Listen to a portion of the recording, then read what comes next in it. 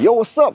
欢迎回来 Rider ATS， 我是阿豪 ATS。我今天人在中国芜湖的 Cherry 大本营啊，就是他们的 HQ。那 Cherry 这里呢，不单只是看 Cherry 品牌的汽车，当然包括 Cherry 旗下的一个走向国际的品牌 J-Cool 呢，当然也是有新品啦。那 J-Cool 接下来在马来西亚会发布什么新车呢？今天要带大家来看的这一辆 J-Cool 即将发布的新车，真的很够力。一旦在马来西亚发布 B segment SUV 市场，其他对手应该都会被打趴在地上。没有错，就是我身后这一台 J-Cool J7 的小老弟 J-Cool J5。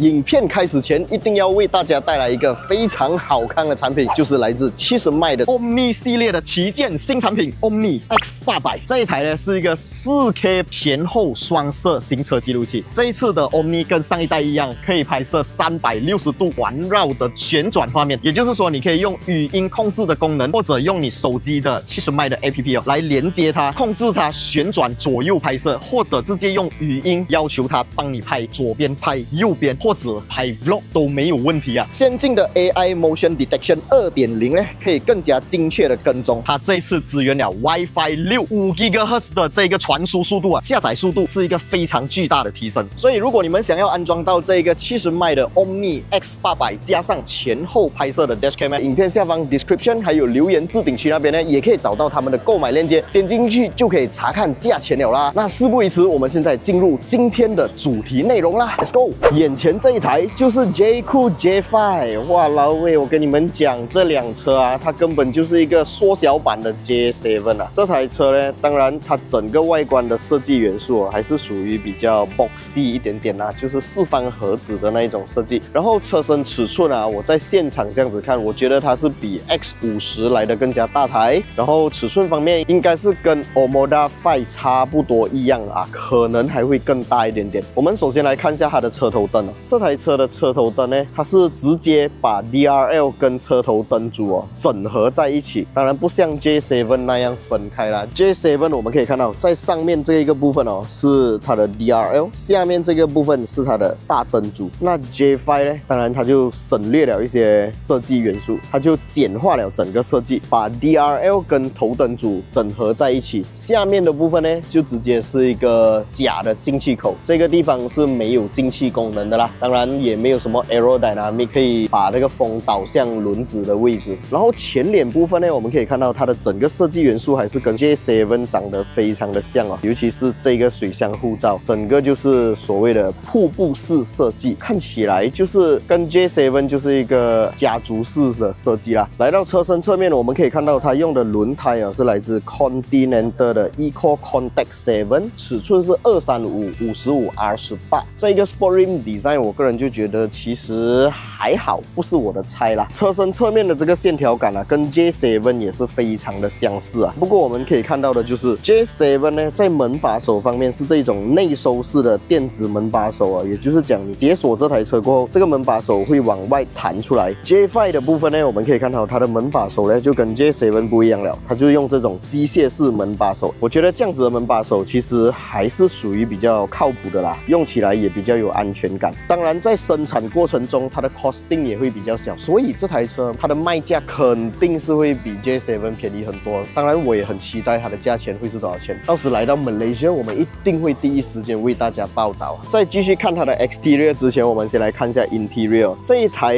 J7 的 interior 呢，我觉得其实整个设计元素还有配色我都蛮喜欢的。然后尤其是它的这一个中控大荧幕啊，是放直的，这样子的 design 也是不错。然后我们还可以看到在这个地方呢，也是有一个无线的充电的位置，还有这个 air vent。这个 air vent 呢，我真的很喜欢因为当我们在做无线充电的时候啊，一般上手机都比较发烫啊，所以这里就可以吹出冷气，让你的手机降温。它的无线充电是55瓦的所以呢，这个充电效率啊是非常好的。然后当然这里还有2个置杯架。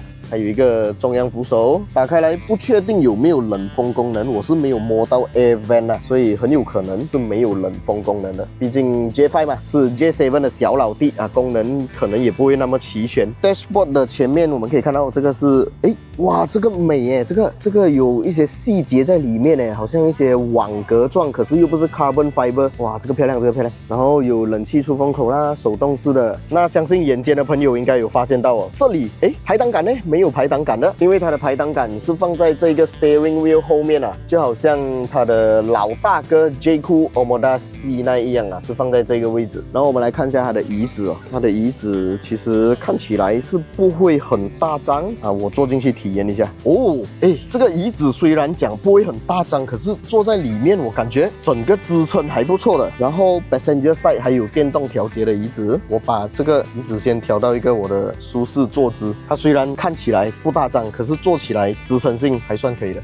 J-Cool 确实有一套啊。当然我们还可以看到 J-Cool 啊 Chery 啊，他们一贯的这个御用音响品牌 Sony， 所以整台车都是 Sony 的这个音响啦。这个门板上面是软材质，然后这边是硬的 plastic， 这里又是软的，所以它是有软硬相间啦，不像一些割韭菜的品牌啊，就全部给你 hard plastic。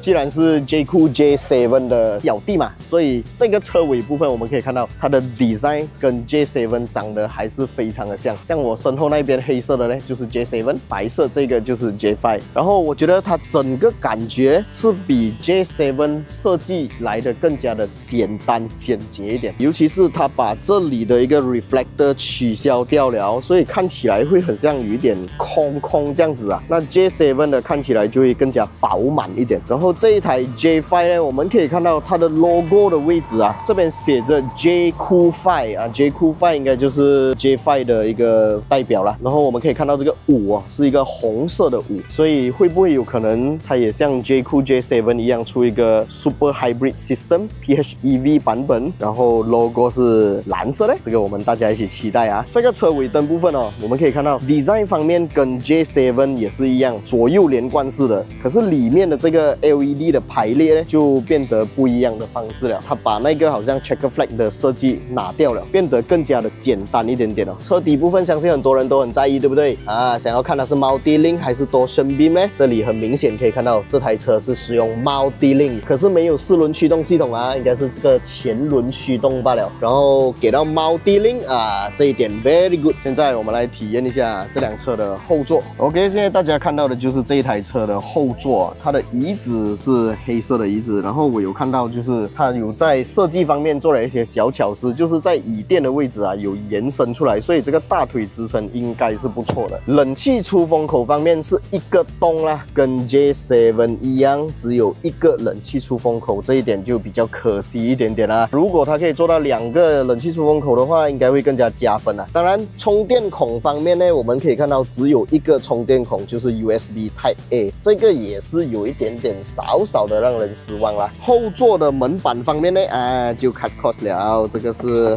硬质材质的 plastic， 可是这个地方呢，它有做到一些金属拉丝感，看起来还蛮不错的。在下面这里的部分就是软材质了啦。我们来体验一下 driver side， 因为是一个左驾版，所以你们看在画面上可能会觉得有点怪怪的。不过其实我在中国这里也是有开车经验啦，所以左驾版我坐上来感觉还可以接受。Steering wheel 方面是一个双幅设计，就是左右连着的这种双幅式设计，我个人就不是很喜欢，我还是比较喜欢3幅的啦，就是这里有多一支钉的。然后按键方面看到吗？它是这种我个人比较不是很喜欢的平到完，然后用一点盲按的感觉，你就不能直接把它分割吗？那种有分割开来的按键，我觉得还是比较容易盲操作啦。这个是你要看准那个按钮才按下去，不然很容易误触。这个前座的乘坐表现，我觉得它不是很大台的一辆车，它的体验大概就是一个 X50 的感觉。可是因为它把这个 dashboard 啊，还有这些门板啊设计到比较平整哦，就是没有很多断层，所以你看起来这个视觉效果就会感觉这个 interior 比较大。我觉得这个设计方面还算是很 OK 的。然后还有一个天窗，这个天窗面积很大嘞。我觉得 J-Cool 如果你有在看我的影片啊，这个天窗我觉得其实还好啦，对马来西亚人来讲不太重要，你可以把那个 costing 省下来。那个天窗如果可以省大几千块或者整万块的话，我相信应该这个消费者会更开心啊。OK， 我们坐来这一台车的后座啊，前面这个 driver side 刚才是差不多我的一个平时的驾驶的 setup 啦，所以现在坐在后座呢，我们来体验一下啊，这个椅子呢是没有多段式可调节。 就是 fix 的位置，椅背倾斜角度不是很斜，还行。然后有一个 armrest 可以翻下来，不是说特别的大跟宽敞。然后大腿支撑方面是 OK 的，看到吗？它这边有做到一个延伸，所以我的大腿下面是还可以支撑得到。不过脚要稍微开一点点啦。如果把脚打直的话，下面这边是镂空的。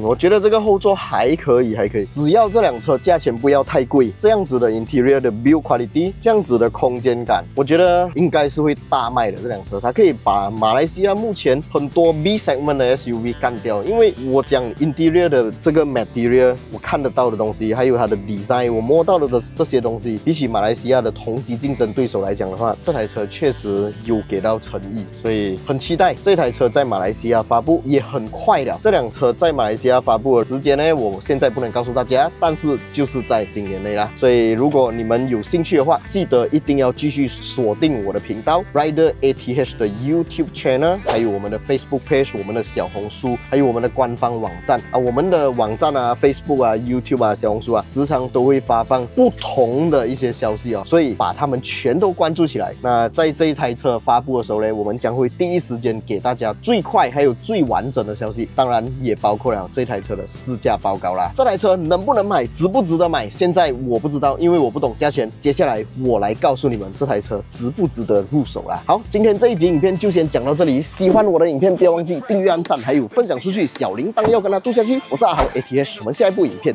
再见了 ，Goodbye。Real stats, real speed, real grip on the line.